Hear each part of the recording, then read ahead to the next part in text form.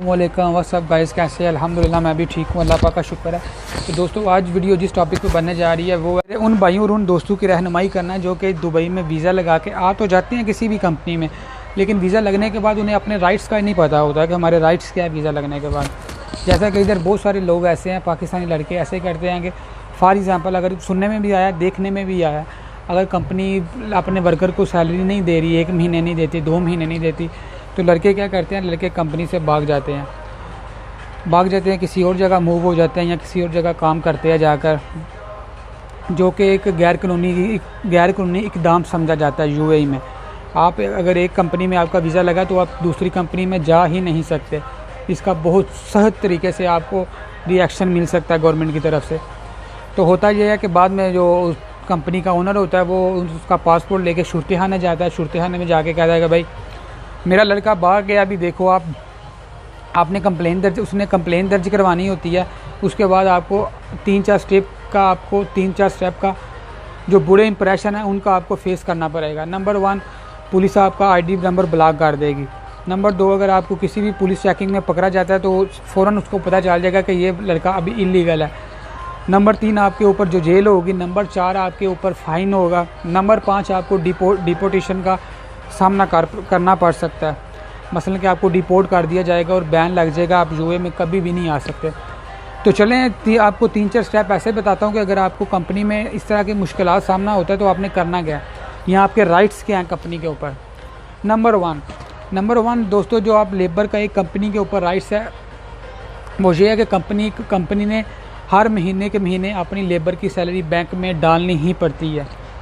जैसे कि पाकिस्तान में ऐसा होता है कि लड़के कहीं भी काम करते हैं, कैश मिलती है हाथ बाय हाथ के, ये महीने की सैलरी है तुम्हारी, ले लो। लेकिन इधर यूएई में किसी भी आप डिपार्टमेंट में आप काम करते हो, लेकिन आपकी सैलरी बैंक में ही जमा होगी। वो जो कंपनी के लागू होगा कि हर महीने उसने बैंक में जमा करवानी है जिधर से आपने लेनी है। नंबर 2 ये है कि दोस्तों कंपनी आपको बिला जवाज़ नहीं निकाल सकती। फॉर एग्ज़ाम्पल अगर वीज़ा आपका लग गया तो कंपनी आपको कैंसिलेशन नहीं कर सकती जब तक कि आपकी रज़ामंदी ना हो उसमें। पाकिस्तान में तो कहीं भी किसी भी जगह आपको निकाला जा सकता है, लेकिन इधर एक गवर्नमेंट आपको ये फैसिलिटीज़ देती है कि आपको कंपनी से निकाला नहीं जा सकता। बस सूरत उसके कि आपके खिलाफ कोई ठोस सबूत ना हो, ठोस जवाब ना हो।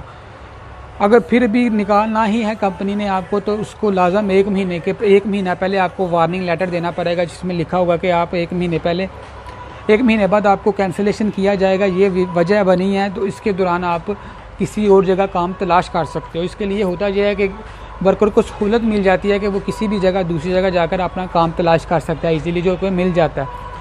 नंबर 3 दोस्तों ये है कि आप किसी भी कंपनी में काम करते हो तो जो आपकी ड्यूटी ऑफ टाइम है गवर्नमेंट की तरफ से मिनिमम 8 घंटा है और मैक्सिमम 10 घंटा है। 10 घंटे के बाद अगर आपको कंपनी आपसे ओवर टाइमिंग लेती है तो उसको ओवर टाइमिंग पे करना पड़ेगा।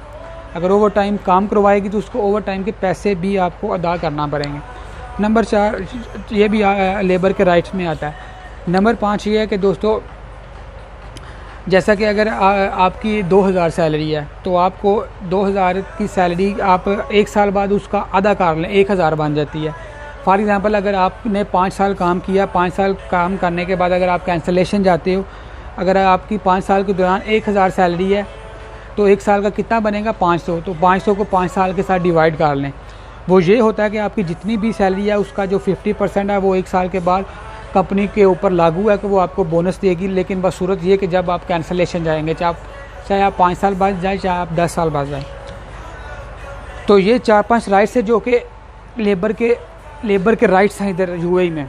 अभी बताता चलूँ कि आपने करना क्या है। अगर आपको कंपनी में ये आपको राइट्स नहीं दिए जाते, आपने गलत राह इख्तियार करने की बजाय आपने कानून का कैसे सहारा लेना है और कानून के रास्ते पर कैसे चलकर आपने राइट्स को लेना है। अभी चलते हैं कि अगर आपको राइट्स नहीं मिलते तो आपने करना क्या दोस्तों। नंबर 1 अगर आपको सैलरी नहीं मिलती। नंबर 2 अगर आपसे ओवर टाइमिंग कंपनी ले रही है लेकिन ओवर पे नहीं कर रही है आपको, उस टाइमिंग जो आप दे रहे हो ओवर टाइम काम करके, लेकिन उसका चार्जेस नहीं मिल रहे आपको। नंबर 3 अगर आपको कंपनी निकाल रही है बिला जवाज़, आपका रजामंदी नहीं है इसमें लेकिन कंपनी निकाल रही है। नंबर 4 अगर आपको कंपनी बोनस नहीं दे रही। ये 3-4 स्टेप ऐसे हैं जो अगर आपको नहीं मिलते तो आपने करना क्या है। दोस्तों अगर यूएई में आप किसी भी जगह किसी भी रियासत में हो, हर जगह इधर एक लेबर कोड बना हुआ है जो कि एक लेबर के प्रोटेक्शन के लिए बना हुआ है। लेबर की शिकायत सुनी जाती है और उसके लिए उसका अजाला भी किया जाता है। तो आपने करना कि आपने नज़दीकी जो लेबर कोर्ट है उधर जाना है। उधर आपने जाके अपनी शिकायत जमा करवानी है कि भाई इस तरह मेरी कंपनी मेरे साथ कर रही है, सैलरी नहीं दे रही है, फ़लाँ जो भी आपकी शिकायत है आपने उधर जाके डिपॉजिट करवानी है, अपनी सबमिट करवानी है शिकायत। उसके बाद होगा क्या कि जो लेबर कोर्ट है उससे वो डायरेक्ट आपकी कंपनी को फ़ोन करेगी, कंपनी के ओनर को फ़ोन करेगी और उसे एक शो को नोटिस जारी होगा जो कि एक वार्निंग के तौर पर नोटिस होगा कि आपका जो वर्कर है उसकी ये शिकायत है। अगर आप आपस में शिकायत का अजाला कर देते हो उसका तो no problem, well and good. होता ये है कि एक हफ़्ते का टाइम दिया रहता है। कुछ ओनर ये करते हैं कि उसको इग्नोर कर देते हैं, नहीं वो उसके ऊपर कान डालते। तो होता क्या कि दूसरे हफ्ते दोबारा वर्कर जाता है, उसकी दोबारा वही शिकायत पे वो उसकी एक किस्म की एक तारीख पे जाता है, वो याद दहानी के लिए जाता है लेबर कोर्ट में कि मैंने ये शिकायत की थी, एक हफ़्ता हो गया लेकिन मेरे ओनर ने मुझसे रब्ता नहीं किया, मुझसे मेरा शिकायत का अजाला नहीं किया। होता ये है फिर कि दोस्तों जो लेबर कोर्ट की तरफ से एक दूसरा वार्निंग लेटर जारी होता है जिसके ऊपर ये लिखा होता है कि आपने इस डेट को लेबर कोर्ट पहुँचना है। जो आपको कंपनी के ओनर को ये पेपर के ऊपर ये अपील होती है, जैसे कि तलबी का नोटिस दिया जाता है कि आपने इस डेट को तलब होना। इधर दोनों पार्टियों को बुलाया जाता है, लेबर वर्कर को भी और कंपनी ओनर को भी, दोनों को बिठाया जाता है। दोनों की शिकायत सुनी जाती हैं। जो वर्कर की शिकायत है वो सुनी जाती है। उसके बाद कंपनी ओनर को बताया जाता है कि भाई आपके पास एक हफ़्ते का टाइम है, अगर आप इसकी सैलरी दे देते हो तो नो प्रॉब्लम, अदरवाइज़ आपके ऊपर एक केस चलेगा जो कि लेबर कोड की जो बड़ी कोर्ट है उसके ऊपर एक बाकायदा जैसे पाकिस्तान में केस चलता है उस तरह का केस चलेगा। तो होता क्या है अमूमन इधर के दोस्तों के 100 में से तकरीबन 95% जो केस हक़ में आता है वो लेबर के ही हक़ में आता है, क्योंकि इधर ज़्यादा फैसिलिटीज़ लेबर को ही दी जाती हैं। तो ज़्यादातर कंपनी ओनर ये करते हैं कि अगर इस स्टेज पे लड़का चला जाता है केस के ऊपर तो फिर वो खुद में रजामंदी कर लेते हैं कि सलाम दुआ करके आपस में बातचीत करके बैठ के वो हल कर लेते हैं मसला, जो सैलरी का जो भी जिस तरह का इशू है। ये 3-4 चीज़ें थी दोस्तों के बजाय आपके एक सैलरी या किसी भी कंडीशन कंपनी में बुरी कंडीशन आपके ऊपर आती है तो आप भागने की बजाय ये कानूनी रास्ता इख्तियार करें जिसमें आपको 100% बेनिफिट मिलेगा।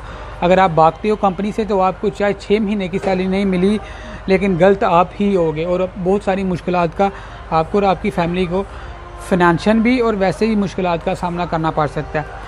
तो ये छोटी सी वीडियो थी, इंशाल्लाह अगर अच्छी वीडियो लगे